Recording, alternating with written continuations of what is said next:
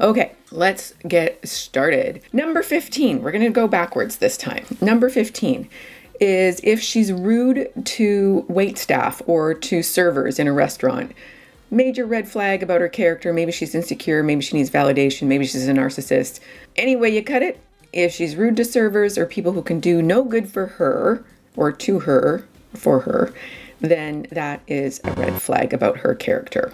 Number 14, if she trashes her ex or exes or friends or people that she's ever been close to. If she trash talks other people, then she'll trash talk you. And aside from which, why is she trash talking all these people? That's just not a good sign about her personality. Sorry. All right, number 13. She makes hanging out with your friends or your family seem like a big chore for her. Like she doesn't enjoy it, and you're probably going to owe her something for her giving you the gift of her presence with your friends or family. In other words, she's selfish. Number 12, she disregards your opinions, especially if you give her any kind of feedback that might challenge her viewpoint.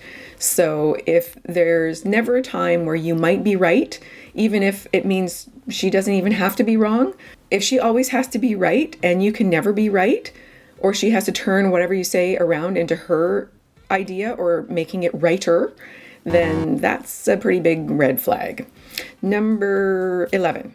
If she's really gung-ho to move forward really quickly, like she's just totally into you and she's wants to advance the relationship really quickly and she always wants to see you. I mean, that can be a sign of interest, but it also can be a sign of trying to lock you down because she's super needy and desperate, which if she ever gets over, she might not stay with you.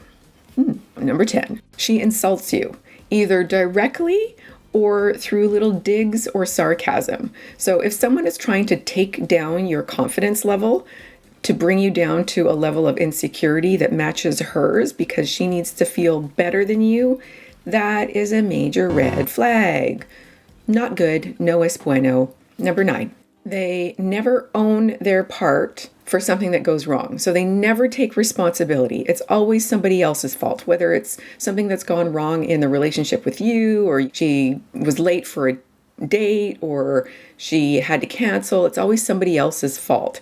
If it's to do with work or friends, she's never to blame for anything.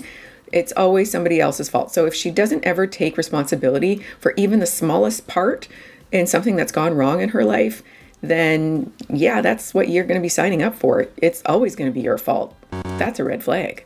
Number 8. Okay, so let's say she does apologize, but there's always a but. So I'm sorry, but you did this thing. I'm sorry, but it was Charlie's fault. I'm sorry, but Ashley's a hoe.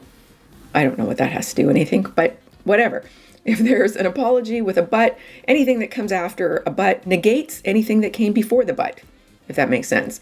So if there's a but attached, it's not a sincere apology. Make sure you're not doing this as well. So yeah, if she can't apologize, she can't take ownership, or she apologizes with a but, that's a red flag. All right, number 7, she attacks you when she's feeling down or insecure.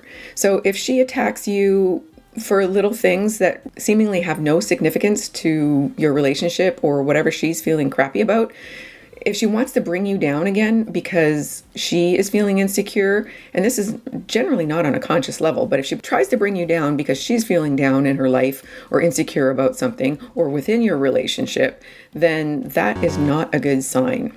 In relation to this is number 6, which is she never cheers for your wins. So she can't handle it. If you're advancing in life or doing well, her underlying fear might be that you're going to leave her. You'll figure out that you're too good for her and you're going to leave her. So she'll cut you down, or she'll try to find ways of making your wins less whinny. Not whinny like a horse, but whinny like you're awesome. So if she doesn't cheer for you when you do well, but instead tries to bring you down a notch, that's not a good sign. That's a red flag.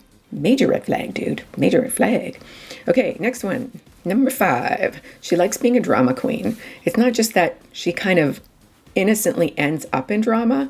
She likes the drama. She creates the drama. If there's no drama there, she makes sure to stir the pot so that there is drama, because otherwise, ultimately, on the inside, she feels like she's boring, her life is boring, and she needs to create drama to make sure that she feels like she's interesting and better than other people. Not a good quality. Number 4, she's a taker but never gives. So you can do everything in the world for her, but she will never reciprocate, whether it's financial or an act of service or affection or words of affirmation or any kind of loving exchange. There is no exchange. It's just you giving to her all the time, and she's just taking and never giving back. Taking and expecting because she feels entitled to be taking. Red flag. Run, Forrest, run. Okay, next one. Either she has a lot of male friends that are basically orbiters waiting to get her when she's in a vulnerable moment, and or she doesn't have any women friends, or she hates women. So a woman who can't be friends with other women has something wrong with her. Sorry if there's any ladies watching this who have no female friends, but there's something wrong with you. Like, women are supposed to bond and congregate and communicate and care for and all that stuff. And we do that with each other. If she doesn't have any female friends and she has a lot of male friends, then she may need a lot of validation from men. Which brings me to number 2. She needs validation from men, but she doesn't like men. She's, what do they call it? A misanthropist? Yeah, she's a man-hater. She doesn't really like men, but she wants their attention. She might even use them for their attention just to discard them. She may even use you for your attention just to discard you. So what does this look like? She dresses like super slutty. I don't care if the feminists don't like that word because they may think it's empowering, but she dresses super slutty to get the attention, and then when she does, she blames the guy for being shallow and treating her like a sexual object. Red flag, red flag. All right, and the number 1 sign that she's trouble and that you should run away fast and furiously, no, but not with fury, is that she's a feminist. And wait, I'm going to give you a bonus point, so stick around for the bonus point.